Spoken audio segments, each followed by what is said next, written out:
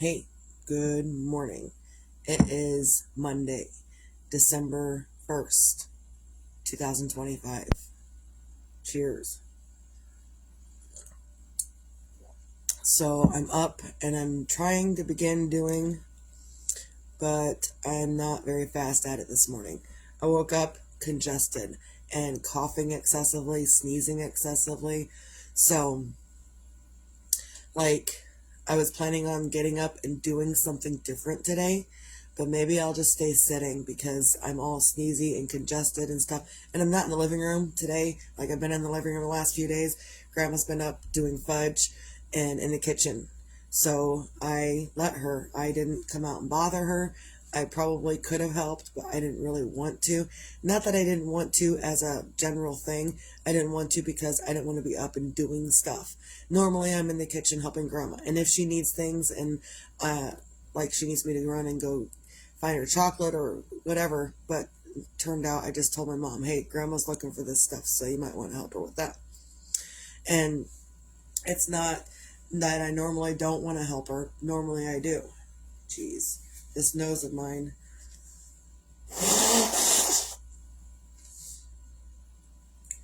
The sinuses are excessive today.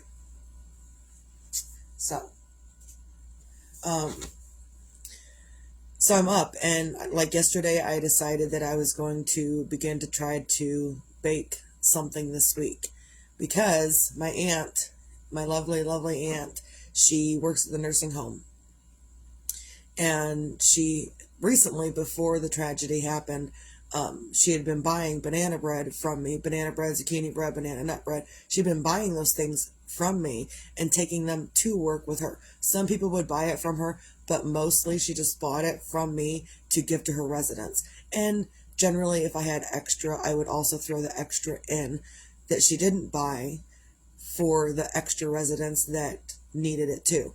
And the reason it's so important is because the residents of the nursing home that she works at, there's been quite a few times that my aunt has come back to me and got more bread because the residents sometimes they don't like what they're being served at the nursing home.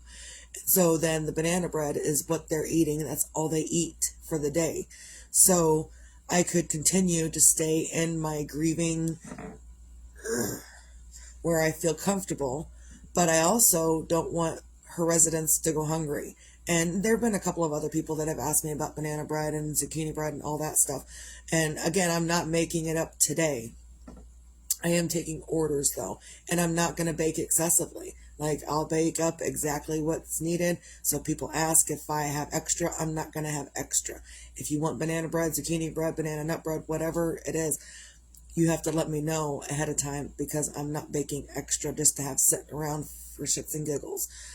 Um, because that's not what I'm doing these days. Grandma's got fudge on the table over there. These mini fudges, I gotta show you.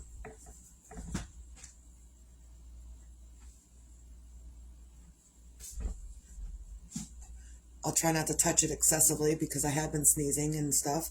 But this one is cookie fudge, and this one is a white chocolate fudge with maraschino cherries in it. She does green cherries, she does red cherries.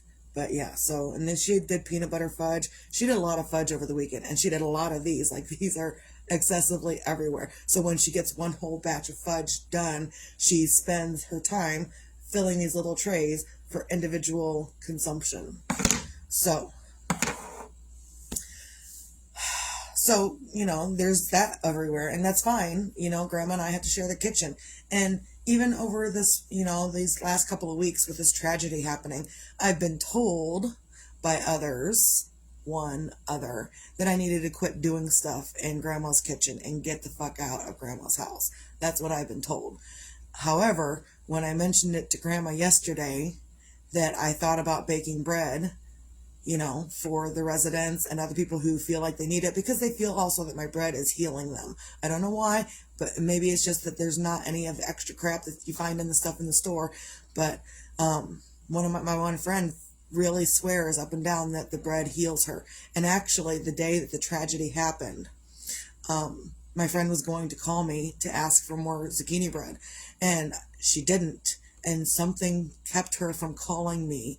And after the fact, then she's like, oh, that was the day when this tragedy happened. That was when I was going to message you saying, hey, can I get some more bread? And then I saw all this happen. I was like, maybe she's not up to making any bread right now.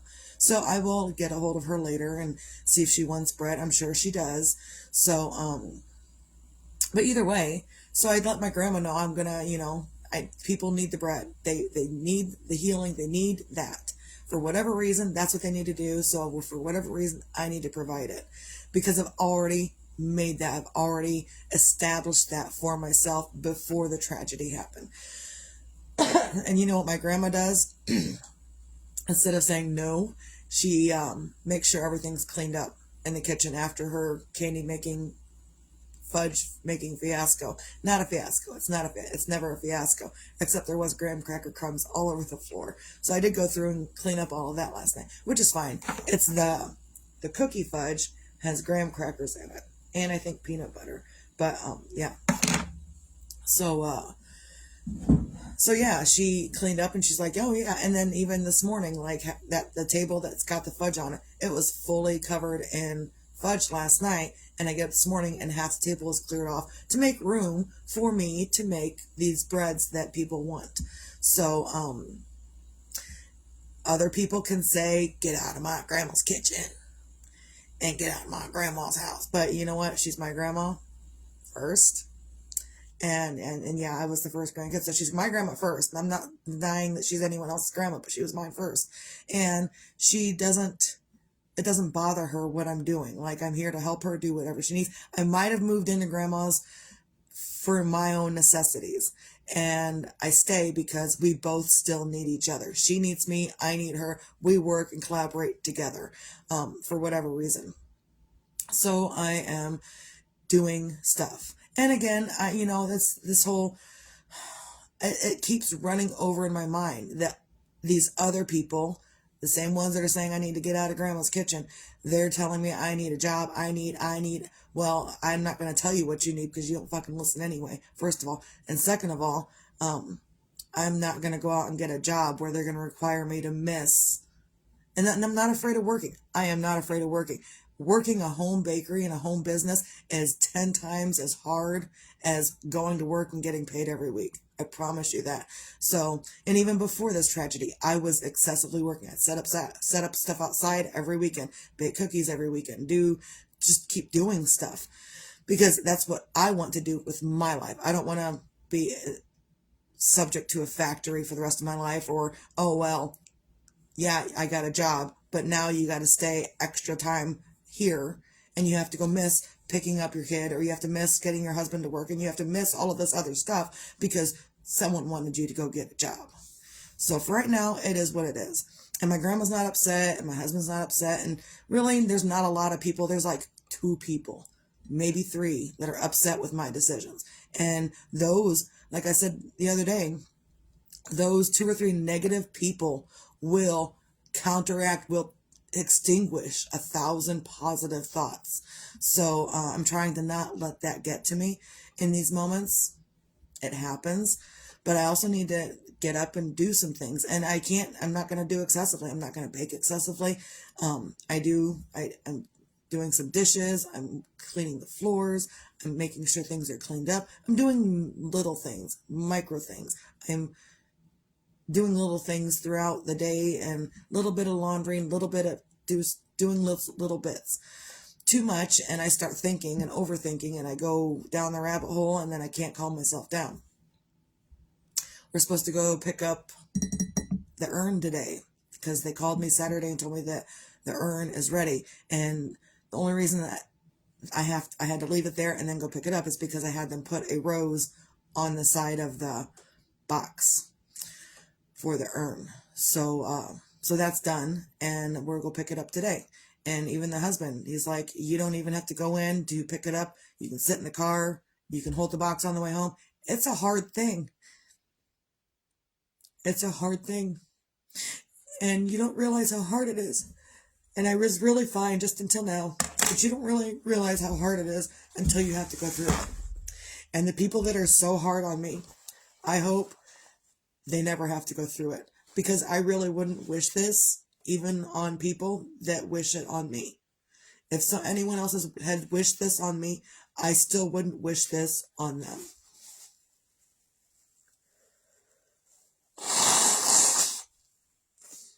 And I hope they grow up and learn. That's all I got to say about that. So, yeah, today we're going to pick up that sometime. I don't know. And maybe I'll just stay in my pajamas. Maybe I won't even and I know I probably won't get out of the car. It'll be too hard. It was too hard for me to deal with it when we went and ordered it Friday, let alone going and picking it up. It's a whole lot of emotion.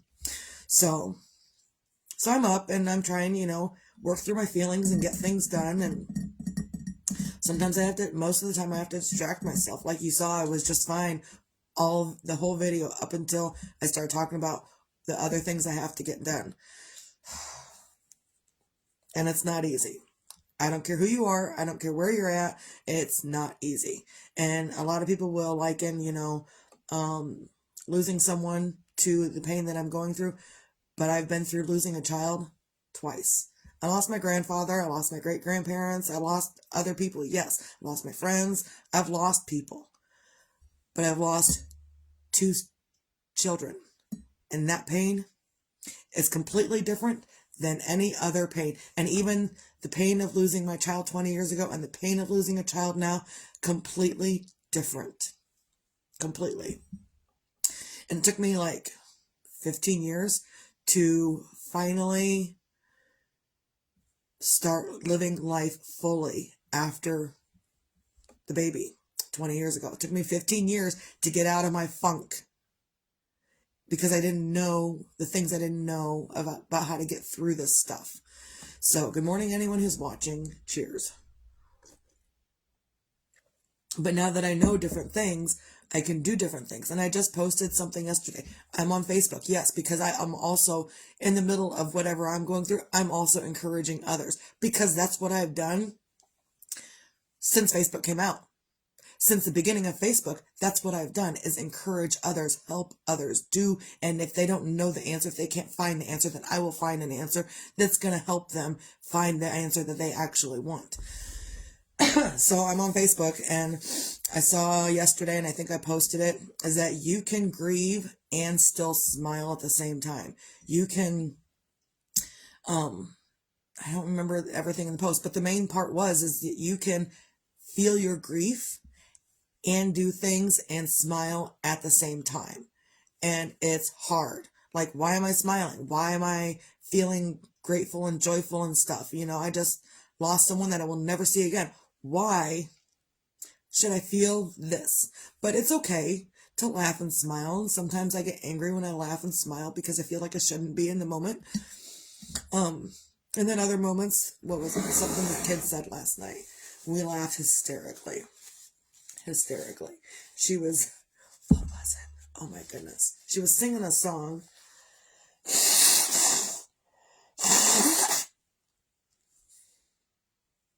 I don't know. She was singing a song, and then she went from the original version of the song to a completely messed up version of the song that involved the snow. And I can't remember it right off the top of my head. But yeah, so her singing that song made me laugh excessively. And that's probably what I needed in that exact moment. So the kid is very intuitive. So, I'm up and I'm doing. And today it will be dragon legs and a dragon body. Like yesterday I finished up this guy and he's really cute and stuff. But also I've got these legs that I'm doing. So I'm going to go and show you guys this. Legs and arms. There's an arm and there's a leg. And there's these little things sticking out the side. And these are actually safety eyes. Safety eyes. Because then when I start crocheting the body, then these will get poked into the body and stuck to the body. I can't think of that word. Washer. I'm going to put a washer on. It's going to be cordoned to the body, whatever. Anyhow, and then so the legs and arms will be able to move on the body after I'm done with it. However, doing these freaking little legs, because they're I don't know, they're weird. And so you have to like crochet out the entire leg. I had to crochet out the entire leg, figure out where this thing was going to go because the stitches twist, figure out where this was going to go, then undo the entire leg back up to that point so I could actually get it through. It was pretty tough. And so that's where I'm at this point, is I've already crocheted it out and figured out where this needs to go, and then I had to take it back out, and now I'm crocheting it back out, whatever. So so it's a process, and whatever. I'm just trying to find things that are going to help me get through things, and right now it's yarn. Yarn and ancient aliens, ancient history, ancient viewing stuff. Because again, feeling these other feelings is so hard. And I know I need to feel them. I know I can't avoid them. I know I need to work through them. But also, I need a break. Because feeling it excessively hurts too much. The heart. It's a deep, deep hurt. And I'm not saying that it's better or worse than anyone else is grieving. Anyone else, they're grieving their brothers or grieving people. I'm not saying it's, better or worse. I'm saying twice now, within 20 years, I'm okay. I don't need to do this again. And so I implore my children, all of them, to be safe, especially with the roads being the way they are. Keep your road rage to a minimum. Again, I don't know what all happened to cause this tragic accident, but I do know what could happen, and it's anger and distractions and different things that are distracting you while you're driving. And just don't do that stuff. Like, stop. And if you're going to call me, you better pull off the side of the road and call me. Don't be distracted. And again, I don't know what happened. I just know that other things can happen, and that's not what I want. So what I do want is my children to be safe and healthy and continue to keep themselves safe, because mom can't be there beside you to keep you safe. And even if I could be, I probably would have been injured in the same aspect as well. So, and it's all mine. It's mine. That's the only word I got for it. Mine. That's it. So it's just trying to get through it and trying to figure out the next step. So maybe the next step for me today is to take orders for banana bread, zucchini bread, banana nut bread stuff. And the next step after that is to bake it. And after that, I don't know. I'm just going to take it one day at a time, one moment at a time, because that's all I can do. That's the only thing that's in my control to do.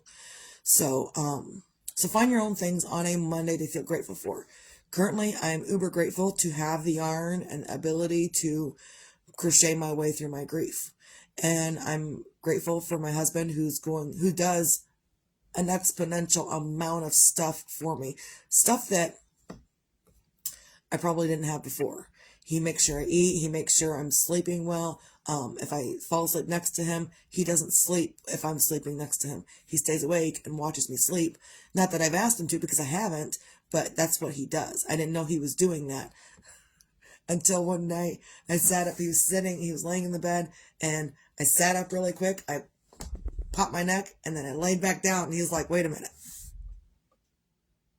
Is she okay? Did she just kill herself? What happened?"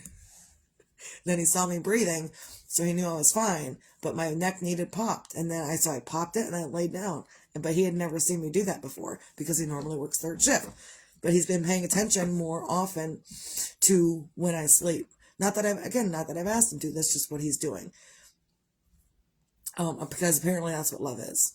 So I'm grateful, uber grateful for him. I'm uber grateful that he's going to go in and pick up the urn so I don't have to go in the place. Not that I don't want to go in the place, but it's a lot of emotion. It's really, really hard. And he fully understands that. So I'm really grateful for that. So find your own things to feel grateful for. It doesn't matter what it is. You could be grateful that you can wipe your own ass. And I'm going to use that every single day, because first of all, Jeremiah would laugh. Second of all, if you lose the ability to wipe your own ass, you better hope that the person that is assigned to wipe your ass is doing the job that you need them to do.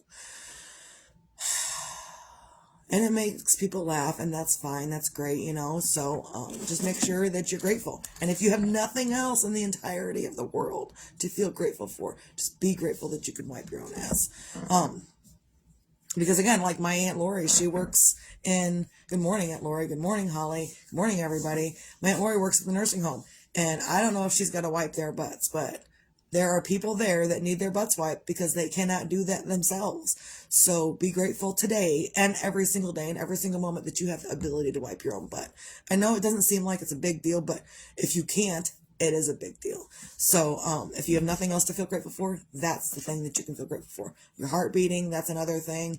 That you can use your hands to feed you, to do the things that you need to do, to help you shower, to get your coffee, to do things for you.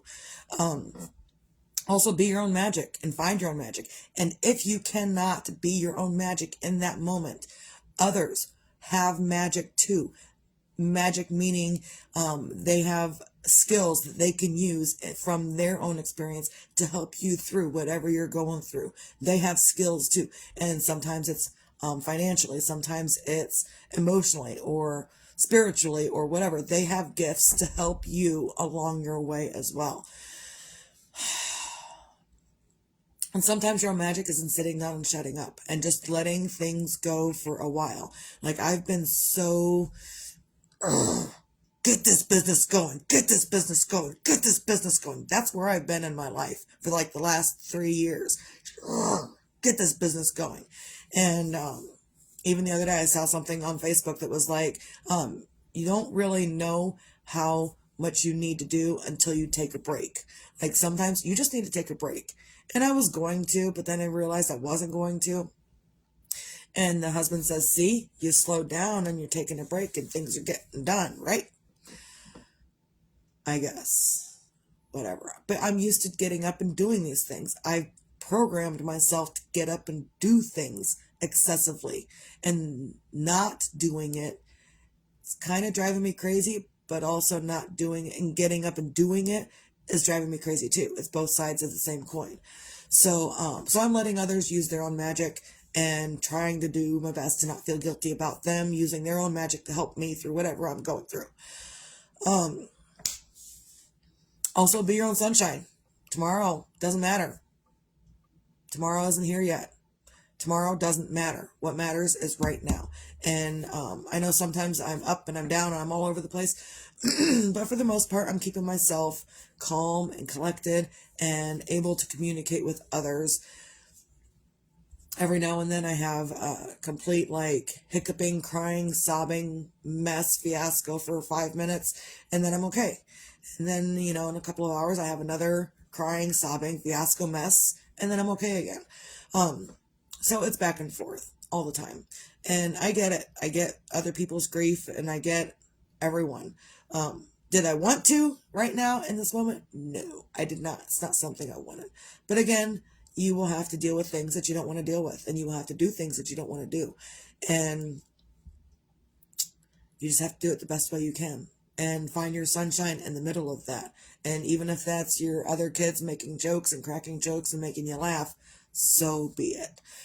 So I think I've been winded enough. I'm really anxious to get this other dragon foot done that I'm working on because that's where I'm at.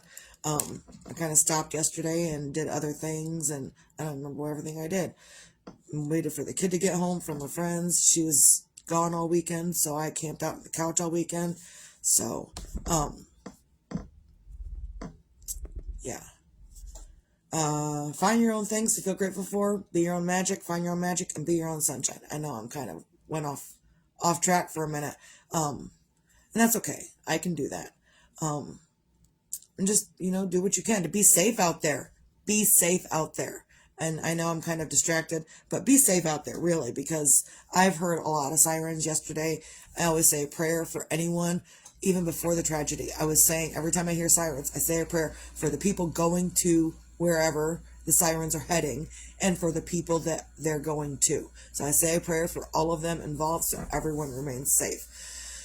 Obviously, I didn't hear the sirens 3 weeks ago because they were in Michigan. So, whatever. So that's all I got. Hope everyone can have a great day. Find your own things to be joyful about in your life. um, and take a break. Or the universe, God, they'll make you take a break, whether you like it or not. That's all I got. Steve out.